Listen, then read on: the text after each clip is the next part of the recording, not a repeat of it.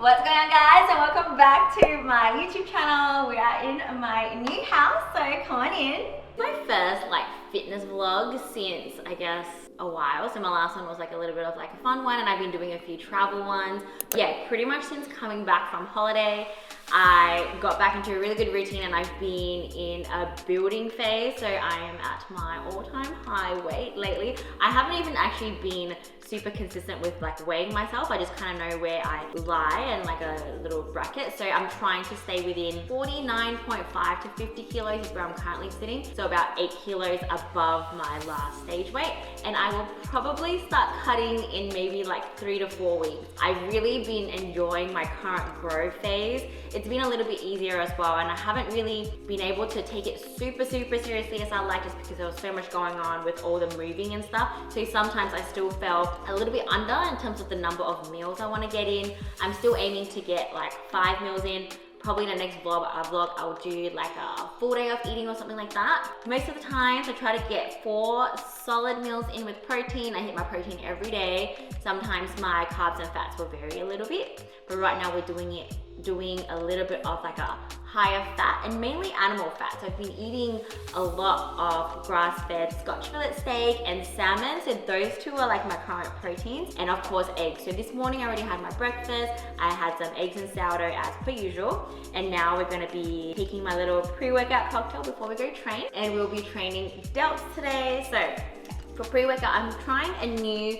flavor of the Prevail. It's a sour blue straws, and this is my new pump powder. It's by Nexus, AMP 3D. Honestly, I only got it just because it was super cute and pink, and I just like to try new things. And then of course we got creatine as well. So I'm back to taking creatine monohydrate, just 5 grams a day. I was taking the creatine HCl before. No real reason why I swapped. I just decided that I'll just swap and see how it goes. I don't mind either, both is fine. I think actually the HCl is a little bit cheaper just because you only need 1 gram, whereas with the monohydrate you need 5, and this tends to make you hold a little bit more water sometimes. But again, I'm in my growth phase, I don't care. But holding water will probably just a little bit fluffy every day anyway, so it's all good.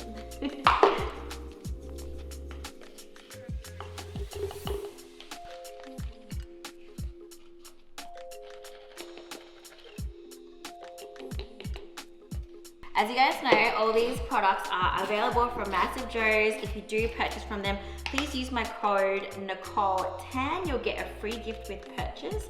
Right now, they're also pretty much doing a price beat guarantee. So if you come across exactly the same product on a different site and it's on sale, just send that through to Massive Joe's and they will beat that price by $1. So there's really no reason not to buy from them. Even if you use someone else's discount code and you manage to get a cheaper price, they will still beat that by $1. So I do expect all of you to be saving money and getting the best deals ever from Massive Joe's. And of course, using my code will also get you an extra free gift. So savings and free gifts, who would not want that? This one, and then that one is the most important one because that's my pro card win. And then the rest are all medals for me.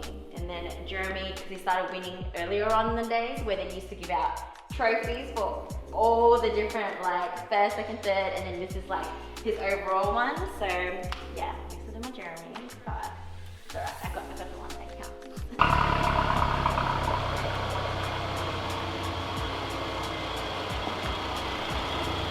Delts today, which will be nice because yesterday I did legs with Tung and it was super intense. We did what Jeremy prescribed him, so I literally just did Tung's workout, which is something I would just never do in my wildest dreams, or just haven't done for a long time. So we did barbell squats, which I don't normally do.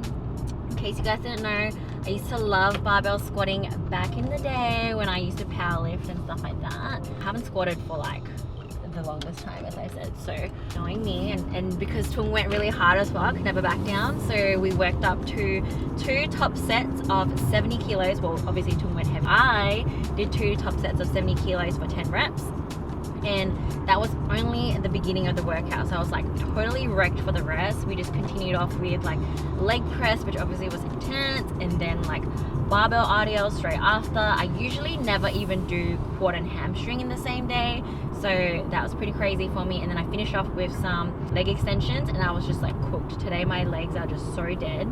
Luckily I have an upper body day today and possibly tomorrow. Hopefully my legs will be all recovered for the next session. But yeah, shoulders is always like, I wouldn't say an easy one, but it's always nice. Like I still definitely go very close to failure, but because I'm like insanely weak, don't have to lift that heavy because everything feels heavy. So we're gonna start with isolation movement. I'm gonna do some cable lateral raises. I always like starting my shoulder day with whatever part of the shoulder I want to work on the most. So now, and it's been for a while, I'm trying to bring up my lateral delt the most. So I will start by isolating it first, and then we'll move on to a press, and then we'll make sure we'll hit all other parts of the delts after by the end of the workout. A little bit different. I actually haven't used this one before, so it may or may not be very heavy. The first set should be just kind of like a warm-up-ish set, so we'll see how we go. Yeah, it's not too bad. So I'm setting it up just pretty low, enough so that there is some tension before I even begin the movement. Obviously, like not too high. So about there is a good height, standing away, and then I'll just pull away from the body, making sure I'm leading with the elbows the whole time.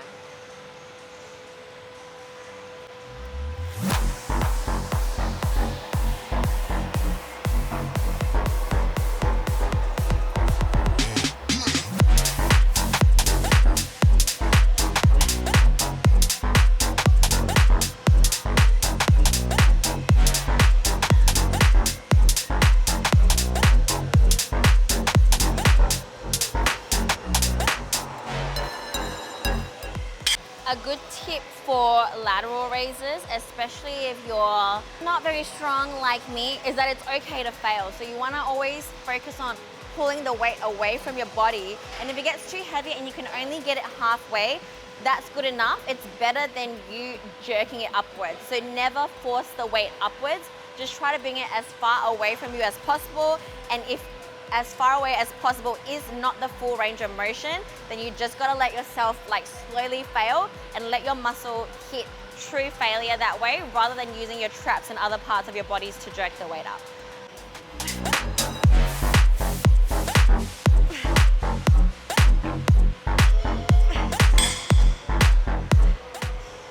Right, we hit failure at 18 reps. So if you're gonna do 18 reps to get where you need to get to, then that's what it has to be.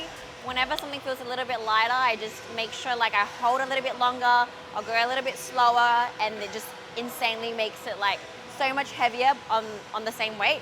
So the trick is always to make a lightweight feel heavy, and if it's heavy, it's fine, but if it's light, make it feel heavy. Always go heavy. Just bringing this heavy ass bench there. Every time I'm like struggling to do this, my biggest fear, and it's happened like a few times before, like someone would come up to me and be like, oh, like, do you need help? And then I would just embarrassingly be like, I'm fine. So I'm setting up for a Smith machine shoulder press, which is one of my favorite movements. I'm still pretty weak at it, but honestly this bar's 20 kilos, so that's pretty freaking heavy already.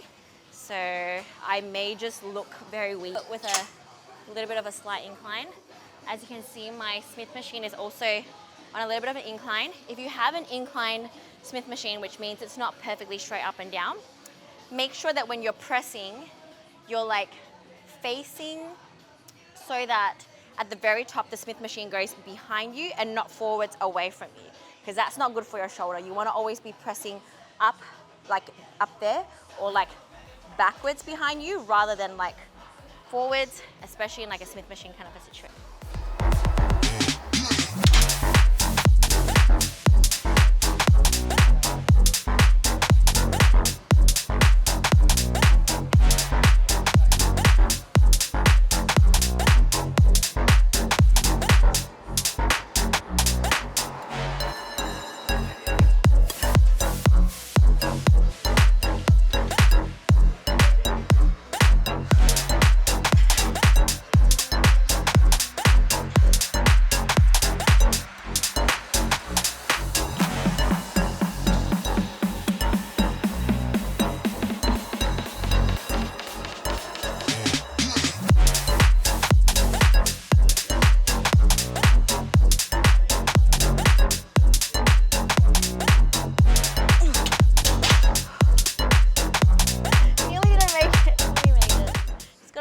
bit longer.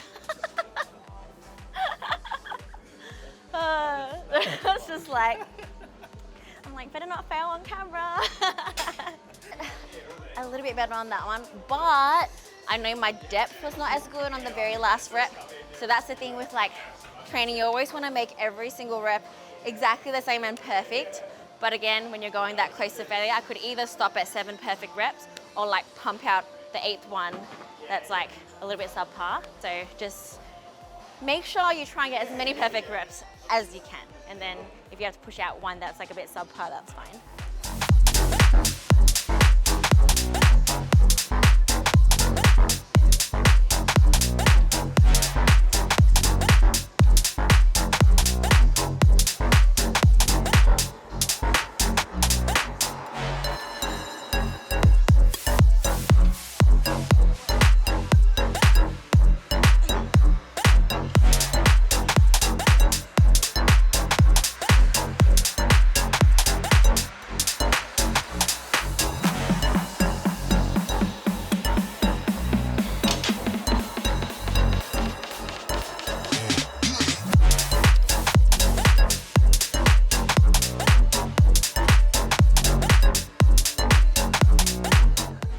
Intra-workout carbs, because I'm starting to fade away mid-workout.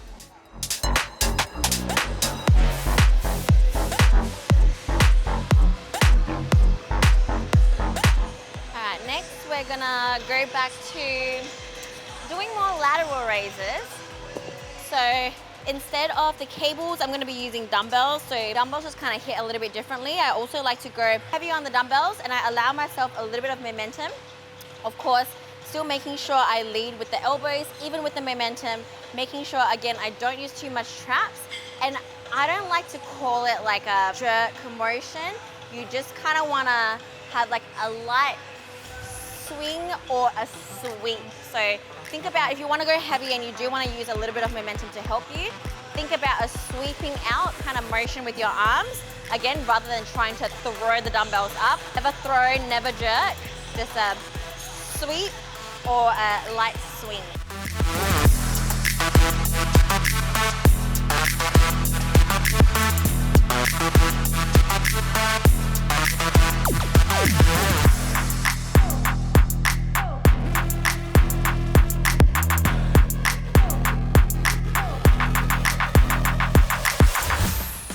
People always ask me this question and I just tell them, rest for as long as you need to. Unless you're doing like a FST 7 set or super set or anything that requires you to like not rest for long so that you burn out the muscle quicker or get more blood into the muscle. Just rest for as long as you need to in order to perform your best for the next set. I did rest for a long time in between my heavy compounds. So when I was doing the shoulder press, if I didn't rest enough, I would not have been able to get the 8 reps that I wanted to. And it's possible that on my second top set, I managed to get through that a little bit easier because I did have a longer rest period. One of those things that you have to kind of trial for yourself. But more importantly, you have to like listen to your body and just see how you're feeling that day. Some days you come in and you're like, I feel great, I don't need to rest that long, then that's fine. If you're in a caloric deficit or in prep and you need to rest for longer, just go ahead. Unless you have to like rush to work after, then like, I guess, I mean, you can't. So you just have to like make the best out of your situation.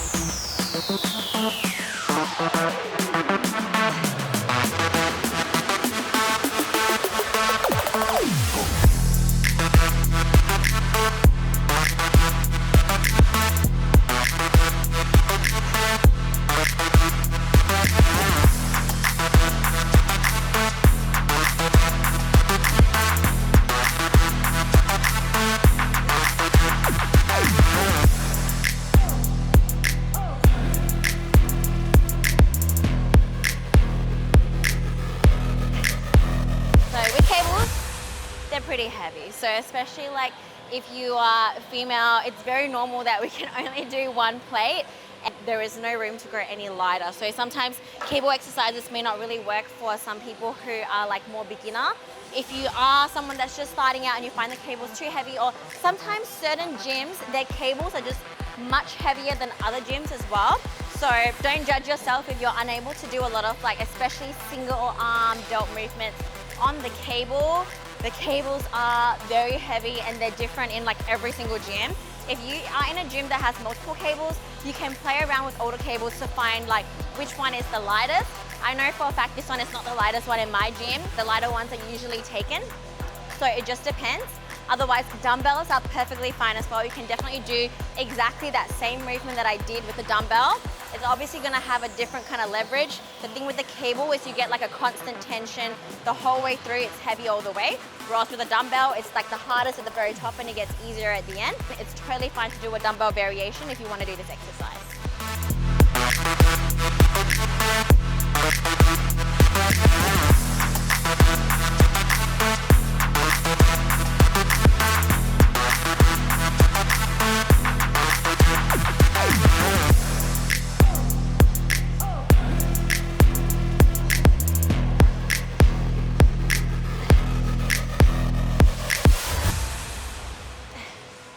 Front delts today, 2 top sets of 8.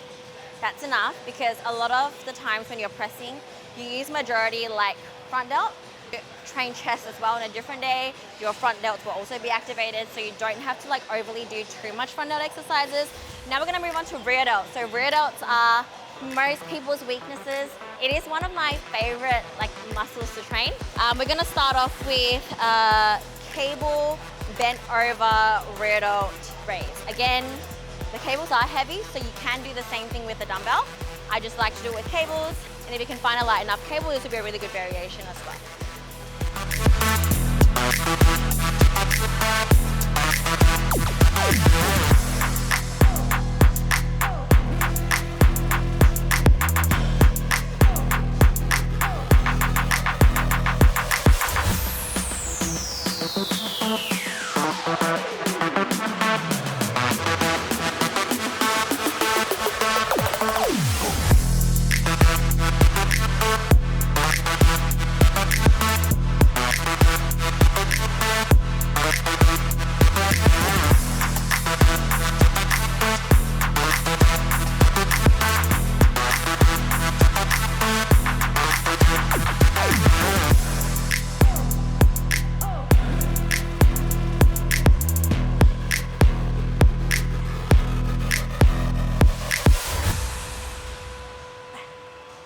That you have one arm that's weaker than the other, and that's why it's good sometimes to do single arm movements. For me, it's obviously my left. I think with most people, if you're right-handed, your left side's going to be a little bit weaker, so it's important to make sure you include, like, it's good to do double arm stuff sometimes, but also include a lot of single arm stuff just to make sure you work out on any of your imbalances and stuff you may have. Eating less to me is okay. Like, some people, they like the idea of like eating a lot, because like, I don't know, like you just want to like eat more, whereas I feel like it's a little bit of a chore when you're like very busy to like eat like 5 meals, and I don't have that much time. So sometimes during prep when like the meals are smaller, you know, like just like kind of quickly eat it and you're done. Because I'm not someone that's like a volume eater as well, because sometimes people would purposely maybe bulk up their meals with like a lot of veggies and things like that, and I'm just like, I'm just gonna eat the rice and the and the meat, sprinkle some lettuce, and I'm like, all right, that's me done. Yeah, I'm like, I literally can't be bothered. So like, I don't mind eating less. So it's only the hunger that gets me in the cardio. And I saw Jeremy do cardio the other day, and he puts his cross trainer up to like maximum like 20 something, and then he's just like, fun, and I'm like, I don't want to do that. Now it's my favorite exercise for rear delts. We're doing the machine rear delt flies. I am a shorty, 151 centimeters. So any of you other shorties out there, you can do this variation standing. So as long as like, so the arms, you kind of want your arms and shoulders to be somewhat in line with each other. If your arms are like slightly higher, that's fine, but you never want the arms to be like lower. So that's like a perfect height for me if I'm standing. The next thing you want to do is make sure that you like kind of really lean forward and then stretch your arms outwards with a light bend in the elbows, still pushing forward, and then you want to focus on sweeping away and stopping here. You don't want to be swinging all the way back and squeezing your rhomboids. It's a rear delt exercise, not a rhomboid exercise. So you want to stop just about there. if you're truly using your rear delts, and I can really feel it because my rear delts are kind of pumped from the previous exercise, you shouldn't really be able to go past there with your rear delts. Once you do go past there, you'll start to feel all your rhomboids and stuff kind of like kicking in, and even your traps. So keeping your shoulder blades nice and depressed, leaning forward and then sweeping outwards. Feedback from like all the other judges when I competed like internationally and like whatnot. And so the really cool thing was in Orlando and Pittsburgh, the head judges were like Olympia judges. So like it's always just to go there and like be seen with them and get their feedback is like really good. All my feedback's a little bit different. So America, so the first one, Sandy Williamson was the head judge, and she told me she wanted me to be like a little bit bigger up top, so like more upper body size. And then the second show I did was the Pittsburgh Pro to Tyler Mannion, which is like the big Olympia judge. Pretty much said like, we like you as you are, but we want you bigger like everywhere. So just literally stay the same proportions, but like just grow. Obviously I took that feedback and ran for like a couple of weeks before my last show last season in Singapore. The judges, or maybe like the competitors I stood next to in Singapore, were a bit different, because then my feedback in Singapore was that my shoulders and my quads were too overpowering. It's like, oh, okay, like, yeah. So I guess I can kind of see it in the photos. So like that is what they want more of me for like the American shows in particular. Because I saw all the American pros in real life and they were all like, they had a lot of muscle. So like I knew like I definitely need to put that on. Again, like the feedback only applies to that particular show in that particular point in time and like the people you stand next to. You know, so you kind of have to like take everything on board, but also like assess the situation and like who you're standing next to and things like that. So because my next two shows are again totally different, so we will reveal that soon. And like I don't know who's gonna show up there or like the judges as well.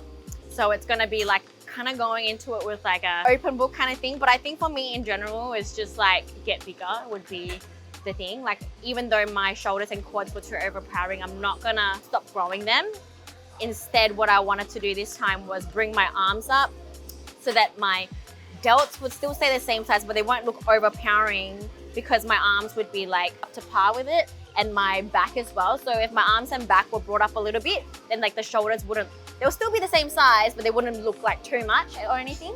The quads, I think it's more of like a posing thing. You can kind of see it kind of pop out a little bit from the back. So I might change that a little bit and then just bring up the glutes and hamstrings a little bit more. So then like, it's not about downsizing them because I'm still small. There's no way like I'm gonna make my shoulders and quads smaller now. I was gonna keep them the same or keep growing them and make sure like I grow like everything else to like more balance.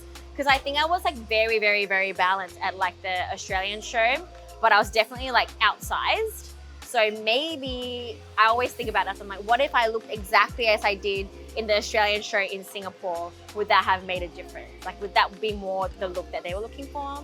And then how I looked in Singapore, if that's what I brought to Australia, would that have made a difference? So, but you never know, you just can learn from each show. And like, I personally always want to get bigger anyways. So I'm like, I'm gonna take Tyler Mannion's advice and just grow everywhere and try to keep like as balanced as possible, but definitely much bigger, much denser, rounder, fuller is like the goal.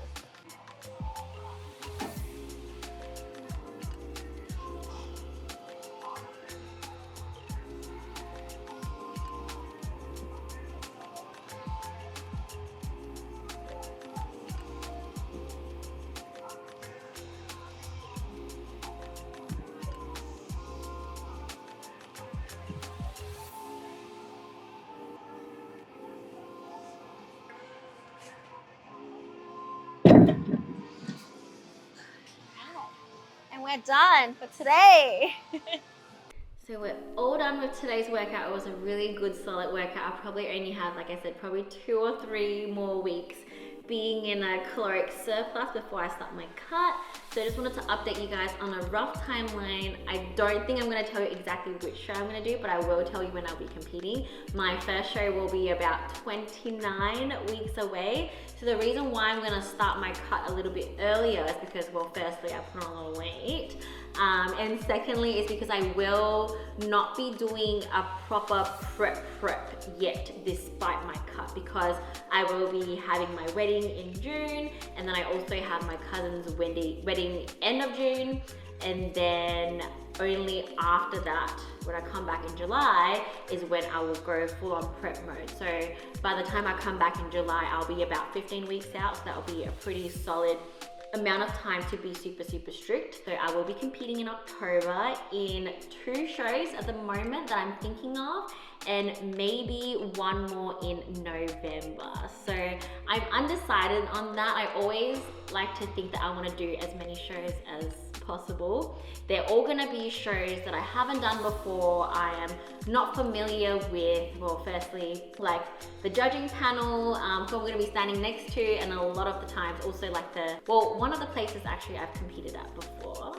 But the other 2 are gonna be like totally new to me. I wouldn't know just anything about competing in that country at all.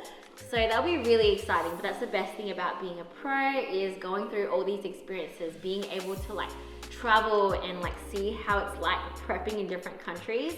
Most of the time it's not fun. It's definitely not fun to be in a very fun country and like prepping.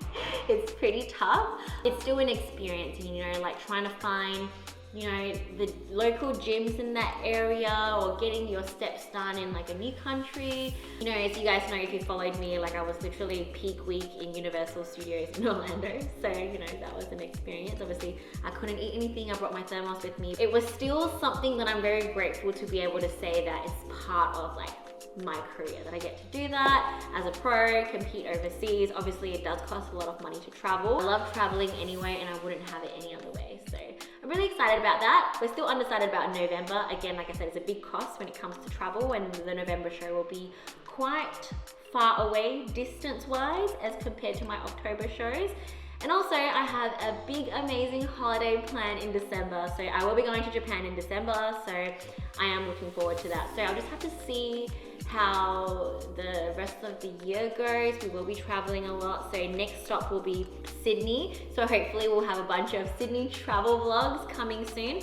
We'll do a short trip to Sydney, and then after that it'll be Bali, and then Brisbane for my cousin's wedding, and then to be announced for the rest of the places that I'll be going for the rest of the year. So thank you guys for watching today's video. If you like the video, please hit the like button, subscribe, and I'll catch you guys in the next one.